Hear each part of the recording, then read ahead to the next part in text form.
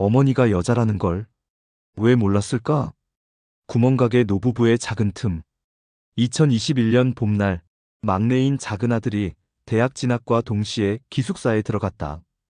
평일 저녁과 주말이 오롯이 4시간이 되었다. 드디어 나도 중년의 봄날이 시작된 것이다. 운동하는 시간이 많아졌고, 주말에는 미용실을 여유롭게 다녔다.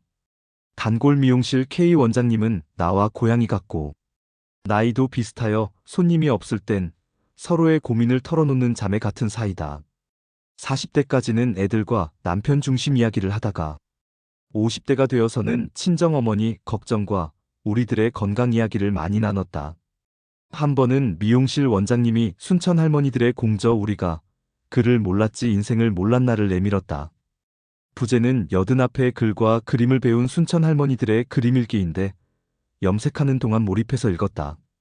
어렸을 적부터 봐온 할머니, 어머니들의 삶이 그대로 담겨 있어 구수하면서도 가슴이 찡했다. 원장님은 TV에서 순천 할머니들의 이야기를 보다가 눈물을 엄청나게 쏟았단다. 원장님 어머니와 내 어머니는 남존여비 등 유교 문화 폐해가 깊었던 농촌에서 기구한 삶을 살아오신 분들이다. 늙어서도 가슴속에 한이 많아 자녀들과 관계가 원만하지 않다. 두 어머니의 삶을 책으로 쓰자면 좋기 10권은 넘을 것이라며 두 딸은 어머니에 대한 애증의 감정을 솔직하게 나눴다. 그러면서도 끝내는 어머니의 삶을 이해하고 보듬으며 어머니 세대보다 나은 삶을 살아보자고 서로를 다독이고 다짐했다. 원장님은 코로나로 손님이 뜸한 기간을 이용하여 미용실을 리모델링했다. 2021년 4월 24일 주말 새 미용실 구경도 할 겸 금방금방 자라나는 흰머리를 염색하러 갔다. 손님들에게 더 편안하고 청결한 공간을 제공하려는 원장님의 감각이 돋보였다. 나오는 길에 원장님은 봄맞이 꽃단장한 기념이라며 수건과 과일을 예쁜 가방에 싸주셨다. 귀한 과일을 보니 갑자기 시골 부모님 생각이 났다. 곧장 전주에서 1시간 거리인 친정 구멍가게를 찾아갔다. 부모님이 반가워할 것이라 기대하고 기쁜 마음으로 갔는데 분위기가 서로 다툰 직후인 듯 냉기가 흐르고 있었다. 두 분은 지역사회에서 신망이 두터운 분으로 부부싸움도 안 하고 살 것이라고 소문난 인꼬부부였었다. 설령 조금 다투었더라도 손님이 오면 금방 화색을 띠며 손님을 맞았고 그러다 보면 두 분 사이는 금세 평온해졌다. 그날 오후 부모님은 서로 눈도 한번 맞추지 않았다. 허공만 바라보고 계셨다. 이 정도 분위기라면 손님이 주인 부부의 얼굴을 보고서 다시는 찾아오지 않을 것만 같았다. 내가 어색해서 대화거리를 찾았다. 때마침 벽에 걸린 액자가 눈에 보였다. 경찰서에서 지정한 아동안전지킴이 집 위촉장이었다. 지금 초등학생이 몇 명이나 되죠? 아동안전지킴이 위촉장이 있네요. 11명인가? 아버지는 침묵 깨기를 기다렸다는 듯이 반색하며 대답했다. 너무도 적은 숫자에 놀랐다. 친정가게가 최고로 번창할 때는 1970년에서 1980년대로 등하교 때는 하루 1천여 명의 학생이 줄을 서서 과자를 사 먹었고 버스 회수권을 샀다. 어린 나도 방과 후엔 가게를 돌봤었다. 여전히 아이들이 좋아하는 과자류가 많이 진열되어 있었다. 요즘 현금을 지니지 않는 젊은 손님들을 놓치지 않기 위해서 카드 결제기도 설치했고 가게 유리문에 신용카드 결제 가능이라는 표시도 해두었다. 농촌 토박이 손님이 줄었음에도 부모님은 가게 냉장고에 막걸리, 맥주, 소주, 음료수를 가득 채워놓았다. 손님이 뭔가를 찾았을 때 없으면 발걸음을 뚝 끊으니 항상 유비무환의 자세로 다양한 물건을 쟁여놓은 듯했다. 아, 그러다 유통기한 지나면 어쩌려고 속으로 걱정이 되었다. 한참 동안 가게 안에 있었는데도 손님 한 명이 오지 않았다. 부모님 건강과 가게 근황을 살피며 몇 가지를 더 물었다. 어색한 분위기를 살리는 여러 가지 말을 해도 먹음직한 예쁜 과일을 내밀어도 어머니 얼굴의 먹구름은 쉽게 사라지지 않았다. 잠시 후 2018년도 봄날 내가 아버지께 제공해드린 간병 서비스가 아직도 어머니에게 화근으로 작용하고 있음을 눈치챌 수 있었다. 참 오래갔다. 어제 일처럼 어머니는 지금도 잊지 않고 있었다. 외면된 어머니의 아픔. 2018년 새해 벽도였다. 아버지는 연초에 있는 3번의 집안 제사와 설 명절까지 다 마치고 난 뒤 내게 말씀하시길 전주에서 다리 수술을 받고 싶다 라고 도움을 청했다. 아버지가 50대에 머리 수술을 3번이나 하시고도 70대 후반까지 아버지 자리를 지켜주신 것이 너무너무 감사해서 이참에 크게 효도하리라 하고 마음을 먹었다. 아버지를 1인실에 입원시켜드리고 간병인을 구해 특별히 잘 보살펴 주시기를 부탁했다. 내가 일과 자녀 양육을 겸하고 있어서 아버지에게 많은 시간을 낼 수 없었다. 어머니는 한 푼이라도 더 벌기 위해서 가게 문을 닫지 않았다. 3.1절 휴일에 잠깐 어머니가 남동생 내외와 함께 병원에 오셨다. 그런데 아버지와 간병인이 다정하게 있는 걸 보시고 그만 배신감과 질투심을 느끼고 말았다. 더구나 아버지는 어찌된 까닭인지 어머니를 반가워하지 않으셨다.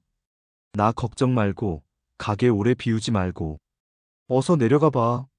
빨리 나가. 아버지가 그렇게 소리를 지르셨다고 한다. 내가 3.1절 기념행사에 참석하는 동안 벌어진 일이라 자세한 상황은 모른다. 목격자인 동생은 별말이 없었고 올케는 어머니가 조금 서운하셨을 거란 말만 했다. 내가 간병인께 잘 살펴주시길 특별히 부탁드린 거라고. 아무리 어머니께 해명해도 어머니가 느낀 서운함과 상처는 쉽게 아물지 않았다. 지금 생각하면 내가 세밀하지 못했다. 어머니가 질투심 있는 여자라는 걸 깜빡 놓친 것이다. 처음엔 어머니가 지나치게 민감하다고 생각했다. 낯선 여자와 며느리 앞에서 모욕을 느낀 어머니 심정을 아버지도 자녀들도 아무도 헤아리지 못했다. 일이 점점 더 커지고 말았다. 그날 저녁 우리 집에서 주무시고 가시라고 청했는데도 어머니는 부랴부랴 시골에 내려가셨다. 이튿날 가게 문을 닫고서 짐을 싸서 전주에 오셨다. 어머니는 나를 협박하여 간병인을 내쫓았다. 또 아버지 병실을 6인실로 옮겼다. 아무도 어머니를 말릴 수 없었다. 어머니는 아버지를 간병한 것이 아니라 공포의 분위기 속에서 아버지를 감시했다. 어느 날 다급한 목소리로 어머니 전화가 왔다. 아버지가 식사하시다가 갑자기 머리를 떨구며 쓰러졌고 한참 지나서야 간신히 깨어났다는 것이다. 엄마의 험한 바가지에 스트레스를 많이 받아서 쓰러진 것은 아닐까 하는 의심이 들 정도로 나는 어머니가 미웠다. 병원에서는 아버지에게 빈혈이 있고 이런 일이 자주 일어나면 치매일 확률이 높다고 예고했다. 그 당시 우리 가족은 아버지 다리 회복이 우선 중요했고 치매에 대해서는 모두 설마라고 생각했다. 퇴원 후에도 아버지는 남원에서 전주까지 통원 치료를 혼자서 잘 다녀가시곤 해서 크게 걱정하지 않았다. 나는 흡수 효과가 좋은 액상 빈혈약만 자주 사들였다. 어머니의 바가지가 계속되자 아버지는 나에게 민망해했다. 병원에 있을 때 엄마에게 어떤 실수를 했는지 기억이 하나도 나질 않는다. 라며 억울해하셨고 엄마가 너무나도 서운해하길래 기억 여부를 떠나 몇 차례 사과했는데도 소용이 없다. 라고 하소연했다. 어머니는 어머니대로 오래전에 있었던 시집살이가 자꾸만 떠오르고 병원에서 보았던 아버지의 행동과 말이 정말 분하다. 라며 자녀들에게 수시로 전화했다. 어머니의 전화 폭탄을 감당하느라 모두가 힘들어했다. 게다가 나는 서울에서 살고 있는 여동생과 남원에서 살고 있는 남동생으로부터 항의성 전화도 감당해야 했다. 언니가 아빠 병간호를 해줬다면 이런 일은 일어나지 않았을 텐데. 누나, 엄마 전화 좀 받아줘. 아버지는 2020년 가을에 오토바이 사고로 또다시 입원하게 되었다.